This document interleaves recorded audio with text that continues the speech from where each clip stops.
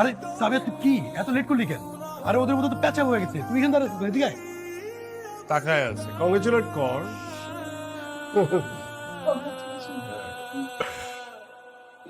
আচ্ছা, আজকের পার্টিতে সামিয়া আমাদের সবাইকে একটা সারপ্রাইজ দিবে, সেটা তারই ভাষ্য। এখন সেই সারপ্রাইজের কথাটা জানতে চাই। কি আবার এরকম করছিস? কি ব্লাফ দিছিস? মানে এই একই কথা আর কয়বার বলবি?